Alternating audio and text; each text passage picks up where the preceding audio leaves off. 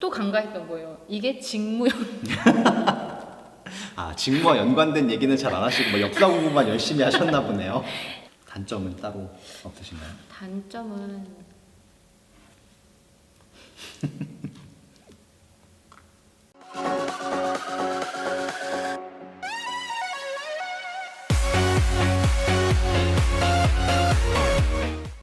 네, 안녕하세요. 저는 독립기념관에서 전시 기획을 맡고 있는 학예연구사 연진일입니다.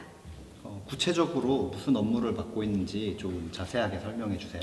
전시 관람 취약계층을 대상으로 하는 순회 전시를 진행을 하고 있고요. 기증자료전을 올해 한 차례 진행을 했습니다.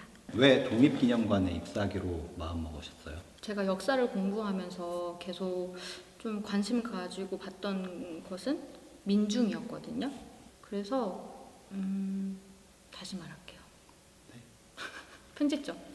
저는 역사를 공부할 때 일반 대중들의 역동을 되게 궁금해했고, 영웅이 아니라 그냥 일반 대중들이 힘을 합쳐서 하나의 사건을 해결하고 한 게 되게 궁금했었는데, 독립운동 자체가 몇 명의 대표적인 사람들이 이끌어갔던 게 아니라 평범했던 사람들이 이렇게 독립운동에 헌신을 하시고 또 다시 계승을 하는 이런 장면들이 저한테는 되게 의미 있게 다가왔고, 그래서 독립기념관에 입사를 하기로 마음을 먹었습니다. 독립기념관에 입사 전에 뭐 무슨 일을 하셨는지. 역사 교육을 전공을 했고요. 학부에서는.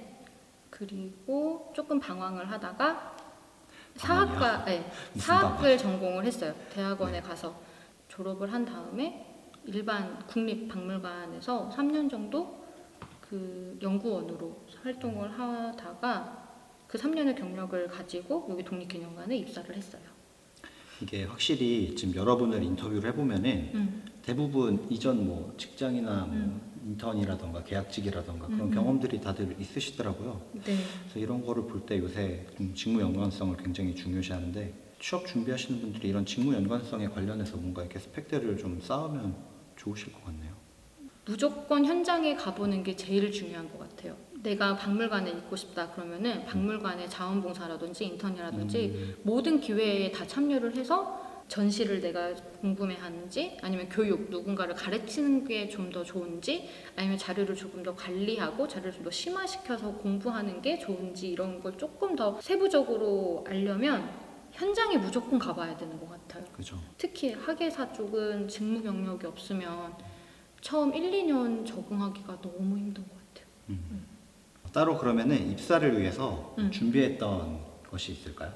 일단 독립기념관 시험을 준비하기 위해서 그 퇴근하고 근처 카페로 가서 카페 문 닫을 때까지 계속 그냥 유튜브 영상 보면서 NCS랑 그런 거 다 준비를 계속 했었고요. 어느 카페 가셨나요? 스타벅스? 네. 그리고 커피빈, 디카페인이 커피빈은 무료예요. 그런 거 좋아요. 나중에 협찬 들어오는 거 아니에요? 학예사들은 그러면은 각 기관마다 다 전형이 다르다고 보면 되나요? 좀 크게 묶으면 국립 다르고 지자체 다르고 공공기관 다르고 이렇게 다른 것 같아요.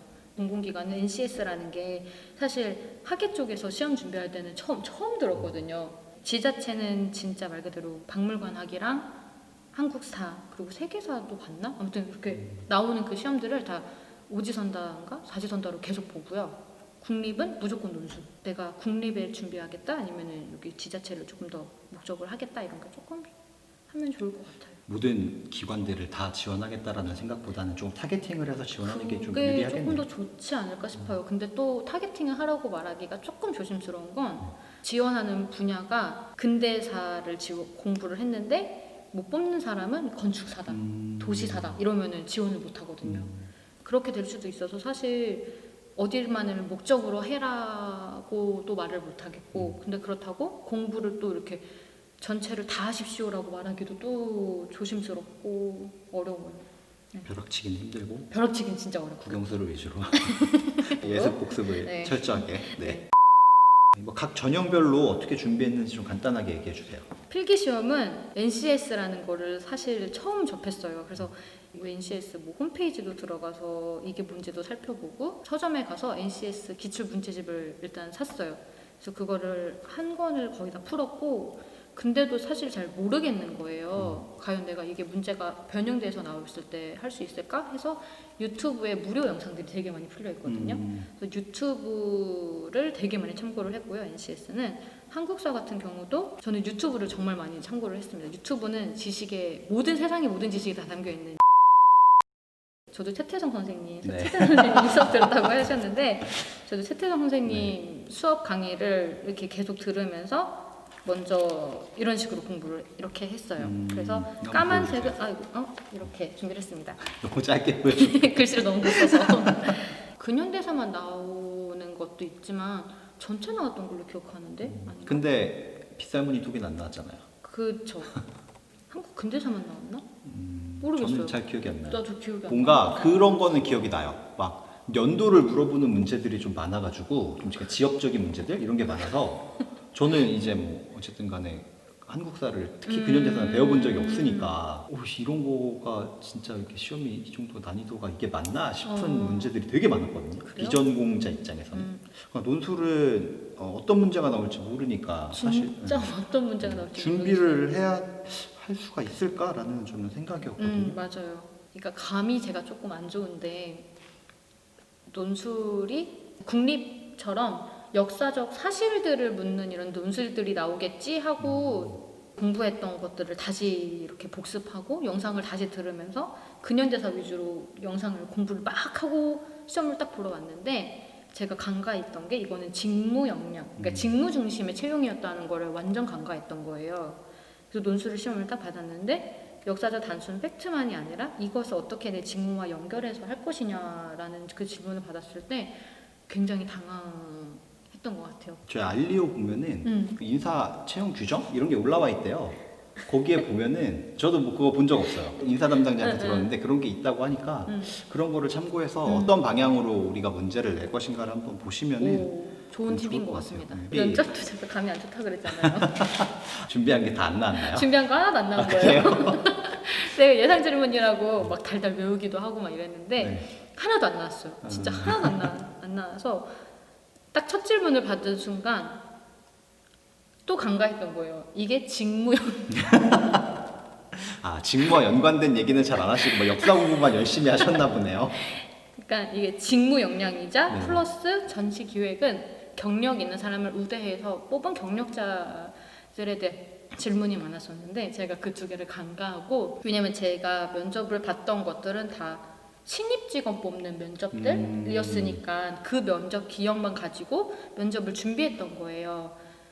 근데 이거는 직무 역량이었고 경력이 있는 사람들에게 질문하는 것들이어서 내가 지금까지 해왔던 일들에 대한 질문 그리고 내 경험과 그런 직무 능력치 뭐 이런 것들을 어떻게 이 기념관에 녹일 것인지 이런 것들에 대한 질문이 굉장히 많았어요. 첫 질문을 받고 되게 너무 아찔했는데 내가 무슨 일을 했는지 물어보셨고 그래서 내 경력 아무튼 학예사로서 느끼는 지금 독립기념관에 대한 장단점. 학예연구사로서 독립기념관은 너무 장점이 많죠. 왜냐면 일단 전시관이 굉장히 넓잖아요. 그래서 전시를 자기가 펼치고 이렇게 꾸며야 하는, 채워나가야 하는 공간들이 굉장히 많아요. 그래서 많은 것들을 경험해 볼 수 있는, 그리고 많은 것들을 시도해 볼 수 있는 그런 장점이 또 있고요. 그리고 연구소가 있기 때문에 그런 학술 같은 거 자문들을 거의 실시간으로 바로바로 요청을 해서 받을 수 있는 장점, 그리고 그 전시 연출가, 그러니까 전시 연출 학예사가 없는 경우도 되게 많아요. 다른 기관들은. 근데 제가 그냥 기획, 그러니까 눈으로 딱딱한 이 문장을 정말 예쁘게 만들어줘서 그 공간들이 또 말하는 그런 이 메시지들을 전달할 수 있게 바로바로 협업이 가능하다는 게 독립기념관 학예사, 전시기획 학예사로서의 장점인 것 같아요. 단점은 따로 없으신가요?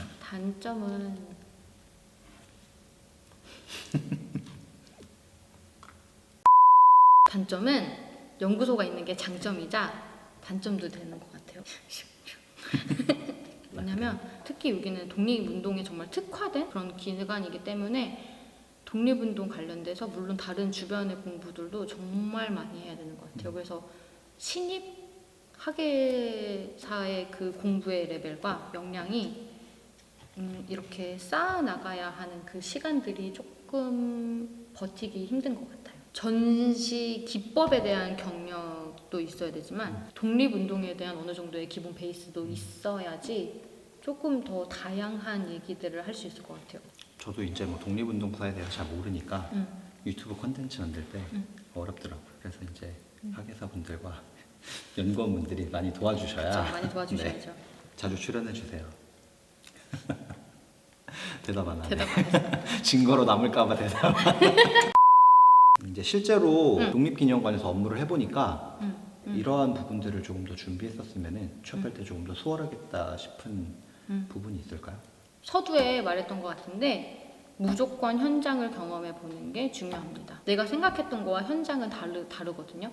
근데 박물관은 그 갭이 크면 크고 작으면 또 작아요. 근데 무조건 현장을 경험해 보고 현장에서 나한테 맞는 일, 나한테 맞지 않는 일, 내가 맡기 어려운 일들 이런 것들을 하나씩 파악해 보면서 내 직무의 강점은 무엇인가 판단해 보는 게 중요한 것 같아요. 큐레이터 하면 떠오르는 이미지 있잖아요. 정장 딱 입고 드라마나 그렇죠. 영화에 나오는 그런 모든 큐레이터의 이미지는 다 벗어버리기 바랍니다. 막 전시 해설 막 되게 멋있게 하고 이게 딱 큐레이터의 그쵸. 고정적인 이미지인데 와서 보면은 거의 현장직이 아니신가.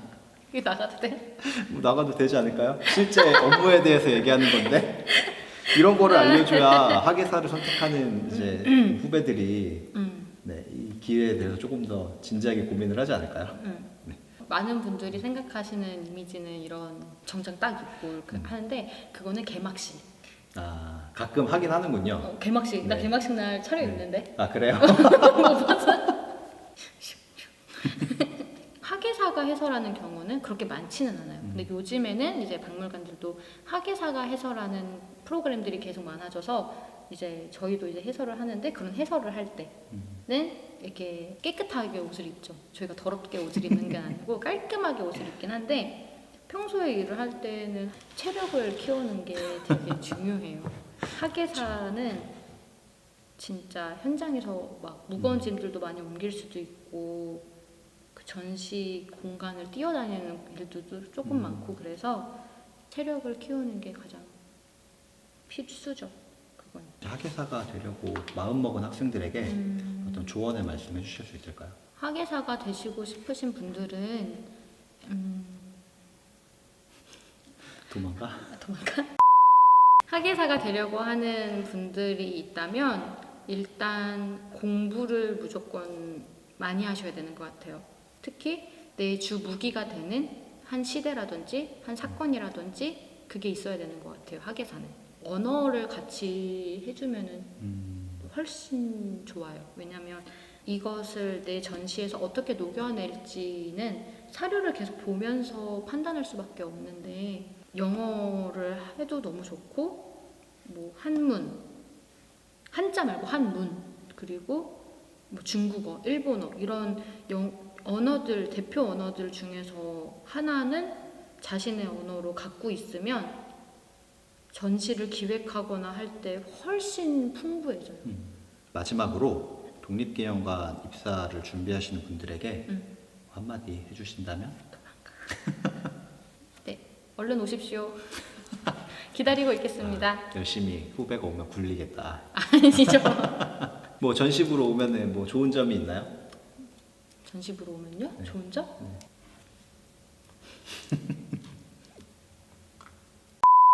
오면은 무조건 영상 하나씩은 찍으셔야 됩니다.